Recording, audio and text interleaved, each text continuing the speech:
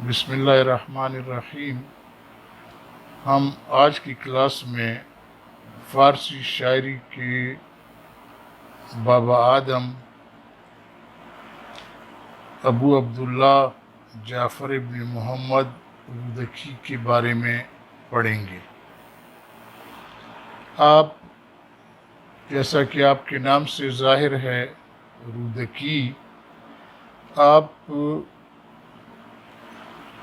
رودک کے گاؤں میں، سمرقند کے گاؤں رودک میں پیدا ہوئے اور رودکی کو ایران کا پہلا بڑا شاعر مانا جاتا ہے۔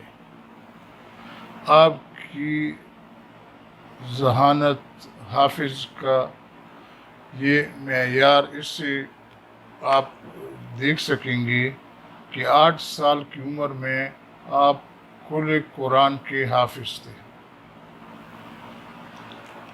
اور کہتے ہیں کہ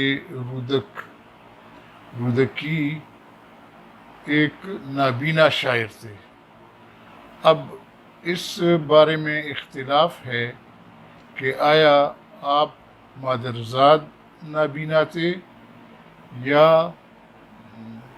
بعد میں کسی نتیجے میں آپ کی بینائی چلی گئی۔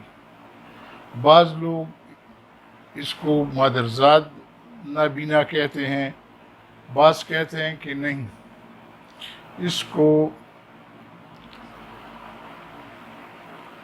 بعد کے آخر عمر میں ایک بادشاہ نے اس کو اذیت دے کر اس کی بینائی ختم کر دی گئی۔ آپ کی آنکھوں میں لوہے کی سیل چلائے گئے جس سے آپ کی بینائی جاتی رہی۔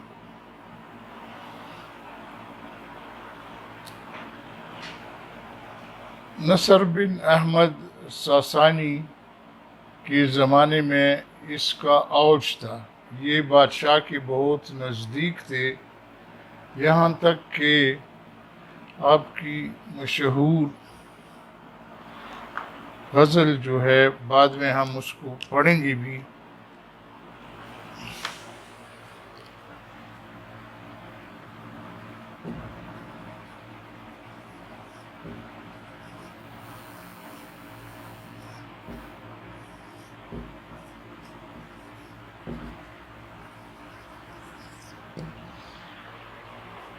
بوئے جوئے مولیاں آید ہمی، کہ تقریباً یہ آپ کی پہچان بن گئی ہے۔ ہوا یوں کہ آپ کے زمانے کا بادشاہ جس کے یہ بہت چہیتے تھے، نصر بن احمد سردیاں بخارا میں گزارتے تھے اور بہار اور گرمیوں میں ایک ایسی جگہ پر چلے جاتے تھے جن کی آب و ہوا خوش اور جگہ بھی خوش بہت تھی۔ ایک دفعہ یہ ہوا کہ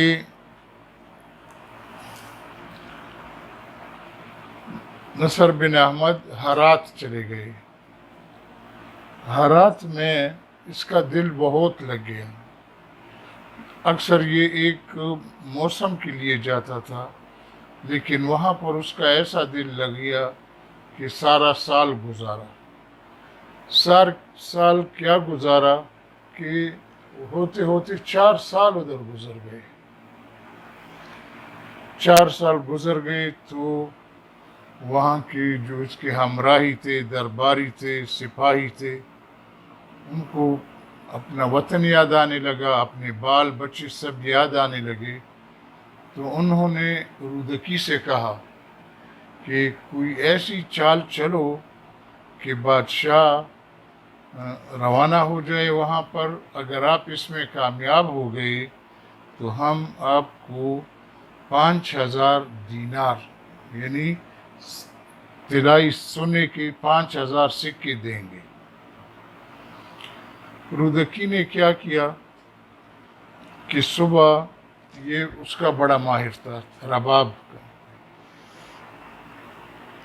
اپنا رباب اٹھایا اور بادشاہ کے پاس جا کر اس کو اپنی یہ غزل سنائی جہاں پر اپنے وطن کی تعریف کی گئی تھی. بوئے جوئے مولیان آید ہمیں. مولیان بخارا کے باہر ایک جگہ ہے. اس کو یاد شعر میں اس طرح بادشاہ کو دلائی کہ بادشاہ نے کیا کیا کہ ایسے وجد میں آ گیا. جب اس نے بخارا کی تعریف کی بادشاہ وجد میں آ گیا اور جوتے پہنے بغیر دوڑ کر گھوڑے پر چڑھ گیا، روانہ ہوا. یہ تاریخی واقعہ ہے ادبیات کی کہ لوگوں نے اس کے جوتے اس کے پاس لے جا کر گھوڑے پر اس نے پہنائے، لیکن یہ روانہ ہوا. یہ اس غزل کی اس نے جو تاثر لیا اس کے نتیجے میں تھا. تو آگے چلنے سے پہلے ہم اس کے کچھ اشعار اسی غزل کے پڑھیں گے. اس نے کہا کہ بوئے جوئے مولیاں آید ہمیں، کہ بخارا کے نزدیک جو دریاچہ ہے مولیاں کے نام سے، اس کی مجھے بو آ رہی ہے.